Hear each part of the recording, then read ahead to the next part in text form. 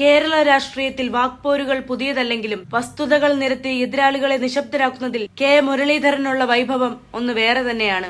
ശബരിമല വിഷയത്തിലോ ആചാരപരമായ കാര്യങ്ങളിലോ തന്ത്രിയെയും വിശ്വാസികളെയും പ്രതിക്കൂട്ടിലാക്കാൻ ശ്രമിച്ച മന്ത്രിക്ക് നേരെ മുരളീധരൻ നടത്തിയ കടന്നാക്രമണമാണ് ഇപ്പോൾ രാഷ്ട്രീയ കേരളം ചർച്ച ചെയ്യുന്നത്. മന്ത്രിയെ കയ്യോടെ പൊക്കിയെന്ന് പറയേണ്ടി വരും വിധം അങ്ങേയറ്റം മൂർച്ചയുള്ള വാക്കുകളാണ് മുരളി ഇവിടെ ഉപയോഗിച്ചിരിക്കുന്നത്. തന്ത്രിയെയും ആചാരങ്ങളെയും ലക്ഷ്യം വെച്ച് സർക്കാർ നടത്തിയ ചില നീക്കങ്ങൾക്കെതിരെയാണ് അദ്ദേഹം ആഞ്ഞടിച്ചത്. ഭരണഘടനാപരമായ പദവിയിലിരുന്ന് വിശ്വാസങ്ങളെ ഹനിക്കാൻ നോക്കിയാൽ അത് വെറുതെ വിടില്ലെന്ന് കടുത്ത മുന്നറിയിപ്പാണ് അദ്ദേഹം തന്റെ പ്രസംഗത്തിലുടനീളം നൽകുന്നത്.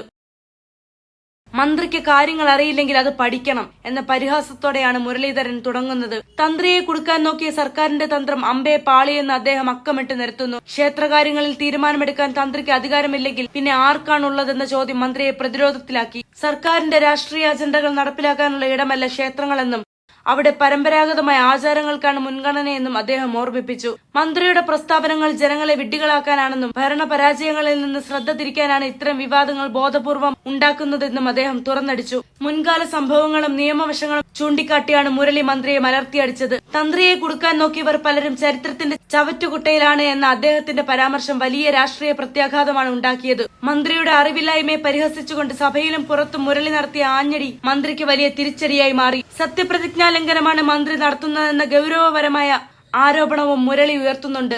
ശബരിമല വിഷയത്തിൽ സർക്കാരിന്റെ ഇരട്ടത്താപ്പ് അദ്ദേഹം ഓരോ പോയിന്റിലും തുറന്നുകാട്ടി. ഒരു വശത്ത് നവോത്ഥാനം പറയുകയും മറുവശത്ത് വിശ്വാസികളെ ദ്രോഹിക്കുകയും ചെയ്യുന്ന സമീപനം ജനങ്ങൾ തിരിച്ചറിയുന്നുണ്ടെന്ന് അദ്ദേഹം ഓർമ്മിപ്പിച്ചു. മുരളീധരന്റെ വാക്കുകൾ സോഷ്യൽ മീഡിയയിൽ വൈറലായതോടെ മന്ത്രി പൂർണ്ണമായും പ്രതിരോധത്തിലായിരിക്കുകയാണ്. ആ രംഗങ്ങൾ നമുക്കൊന്ന് കാണാം. തന്ത്രിയെ ചോദ്യം ചെയ്തിട്ട് കസ്റ്റഡിയിലെടുത്തിരിക്കുകയാണ്. പക്ഷേ ഇപ്പോൾ ഓരോ വിഷയത്തിലും പ്രതികരിക്കേണ്ട കാര്യമില്ല. പക്ഷേ ഇവിടെ ഒരു കാര്യമുള്ളത്, എല്ലാം ഇപ്പോൾ ജയിലിൽ കിടക്കുന്ന 3-4 പേരും തന്ത്രിയും ചേർന്നാൽ എല്ലാമായി എന്നാണ് ഗവൺമെൻറ് കരുതുന്നതെങ്കിൽ അത് ഞങ്ങൾ അംഗീകരിക്കില്ല. തന്ത്രിയിൽ ഒതുക്കണ്ട, തന്ത്രിയെ മറയാക്കി മന്ത്രിയെ രക്ഷിക്കാൻ നോക്കണ്ട. തന്ത്രി എന്ത് ചെയ്തു എന്നുള്ളതിനെക്കുറിച്ച് ഞങ്ങൾക്ക് പറയാൻ കഴിയില്ല. കാരണം ഇത് അന്വേഷിക്കുന്ന ഉദ്യോഗസ്ഥന്മാർക്കാണ് അതിൻ്റെ കാര്യങ്ങൾ ബോധിപ്പിക്കേണ്ടത്. അത് കോടതിയിൽ പറയേണ്ട കാര്യമാണ്. പക്ഷേ ഈ ദേവസ്വം ബോർഡ് ഭരണകർത്താക്കൾ മാത്രം വിചാരിച്ചാൽ ഇങ്ങനെ സ്വർണം കടത്തി കൊണ്ടുപോകാൻ കഴിയുമൊന്നുമില്ല. ഇത് മന്ത്രിമാർ അറിഞ്ഞില്ലെങ്കിൽ പിന്നെ ഇവരെന്തിനാണ് മന്ത്രിമാരായിരിക്കുന്നത്? അതായത് സ്വന്തം വകുപ്പിൻ്റെ കീഴിലൊരു കൊള്ള നടക്കുമ്പോൾ അത് കണ്ടുപിടിക്കാൻ മന്ത്രിമാർക്ക് കഴിഞ്ഞില്ല എന്ന് പറഞ്ഞാൽ ആരാ വിശ്വസിക്കുക? പ്രത്യേകിച്ച് മാർക്സിസ്റ്റ് പാർട്ടി പോലത്തെ ഒരു സംവിധാനത്തിൽ. ഇത് അറസ്റ്റ് ചെയ്തവരെല്ലാം ഒരു പാർട്ടിക്കാരല്ലേ? ആ പാർട്ടിക്കാർ സ്വർണം കടത്തിയത് ബന്ധപ്പെട്ട രാഷ്ട്രീയ പാർട്ടിയും, അതായത് CPM-ഉം അതിൻ്റെ തലപ്പത്തുള്ളവരും മന്ത്രിയും അറിഞ്ഞില്ല എന്ന് പറഞ്ഞാൽ എല്ലാം തന്ത്രിയിൽ അവസാനിപ്പിക്കാം എന്ന് സർക്കാർ കരുതണ്ട. ഞങ്ങൾ ഏതായാലും സസൂക്ഷ്മം വീക്ഷിക്കുകയാണ്. മന്ത്രിമാരെ രക്ഷിക്കാനുള്ള ഏതെങ്കിലും ശ്രമം നടന്നാൽ അതിനെ ഞങ്ങൾ അംഗീകരിക്കില്ല എന്ന് മാത്രമല്ല, ഇപ്പോൾ 20-ാം തീയതി നിയമസഭ കൂടുന്ന ദിവസം നിയമസഭ മാർച്ചുണ്ട് കോൺഗ്രസിൻ്റെ നേതൃത്വത്തിൽ. കാര്യങ്ങൾ വീക്ഷിച്ച് വേണ്ടി വന്നാൽ അതിശക്തമായിട്ടുള്ള സമരം കോൺഗ്രസിൻ്റെയും UDF-ൻ്റെയും ഭാഗത്തുണ്ടാവും. അല്ല, അത് തന്ത്രിയിൽ ഒതുക്കാൻ നോക്കരുത്. ഞാൻ ചോദിക്കുന്നത്, കടകംപള്ളിനെ ചോദ്യം ചെയ്തിട്ട് എന്തായി? അതറിയാൻ ജനങ്ങൾക്ക് താല്പര്യമില്ലേ? ഇത്രയും വലിയ സ്വർണ്ണക്കൊള്ള നടന്നത് ഒരു മന്ത്രിക്ക് കണ്ടുപിടിക്കാൻ കഴിഞ്ഞില്ല എന്ന് പറഞ്ഞാൽ ആരാ വിശ്വസിക്കുക? പ്രത്യേകിച്ച് മാർക്സിസ്റ്റ് പാർട്ടിയെ പോലത്തെ ഒരു പാർട്ടിയുടെ സംവിധാനത്തിൽ. അതുകൊണ്ടാണ് പറയുന്നത്, തന്ത്രി അറസ്റ്റ് ചെയ്തതിൻ്റെ ശരിയും തെറ്റുകളെക്കുറിച്ചൊന്നും ഞാൻ പറയുന്നില്ല. അത് SIT കോടതിയിൽ പറയേണ്ട കാര്യമാണ്. ആ കാര്യങ്ങൾ കോടതി തീരുമാനിക്കട്ടെ. പക്ഷേ ഇതുകൊണ്ട് മാത്രം പ്രശ്നം അവസാനിച്ചു എന്ന് കരുതണ്ട. ബിഹൈൻഡ് ദ കർട്ടൻ ഇനിയുണ്ട്, അതുകൂടെ പുറത്തു വരണം. എങ്ങനെ? ആ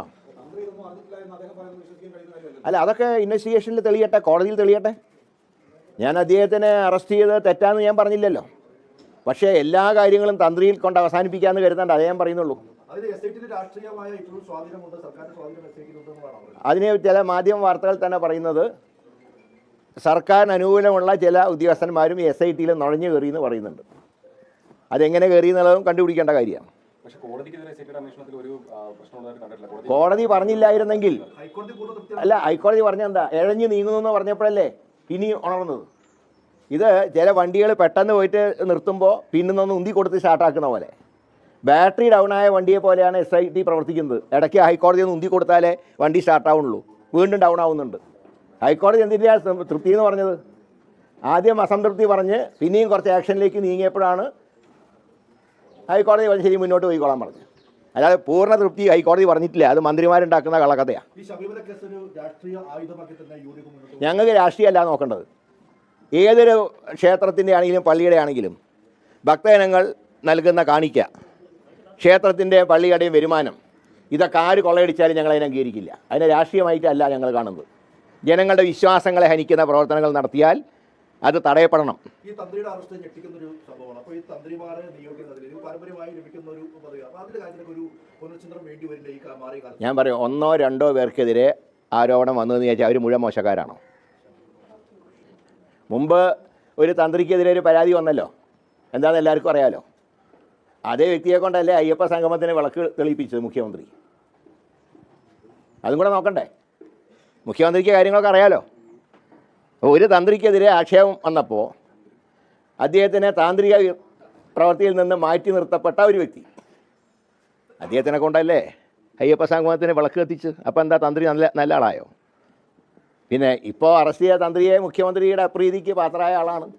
സ്ത്രീ പ്രവേശനത്തിൻ്റെ കാര്യത്തിൽ അവിടെ ശുദ്ധീകരണം നടത്തിയതിന് അദ്ദേഹത്തിനെ കുറിച്ച് മുഖ്യമന്ത്രി പറഞ്ഞ കാര്യങ്ങളൊക്കെ എല്ലാവർക്കും ഓർമ്മയുണ്ട്.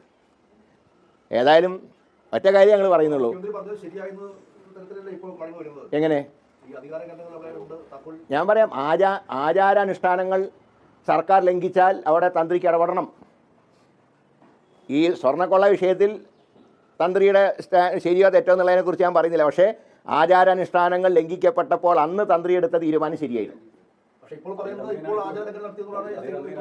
അത് തെറ്റിയിട്ടുണ്ടെങ്കിൽ അതിൻ്റേതായിട്ടുള്ള നിയമ നടപടികൾ സ്വീകരിക്കട്ടെ. അതിൻ്റെ ഒരു ശിക്ഷ എന്ന് പറഞ്ഞാൽ സാധാരണ രീതിയിലൊരു താന്ത്രിക വിദ്യകളിൽ വീഴ്ച വരുത്തിയാൽ മാറ്റി നിർത്തും ആ പ്രവൃത്തിയിൽ നിന്ന്. അങ്ങനെ മാറ്റി നിർത്തിയ ഒരു മുൻ തന്ത്രിയാണ് അയ്യപ്പ സംഗമത്തിന് വിളക്ക് എത്തിച്ചത്. തീർച്ചയായിട്ടും യഥാർത്ഥ കള്ളന്മാർ പുറത്തു വരുന്നവരെ ഞങ്ങൾ ഉന്നയിച്ചുകൊണ്ടേയിരിക്കും, സമരം ചെയ്തുകൊണ്ടേയിരിക്കും. UDF സർക്കാർ അധികാരത്തിൽ വന്നാൽ ഇതിനെക്കുറിച്ചൊക്കെ സമഗ്ര അന്വേഷണം നടത്തി അന്ന് അകത്താക്കേണ്ടവർ അന്നകത്താണ്. ഇന്ന് അകത്തായില്ലെങ്കിൽ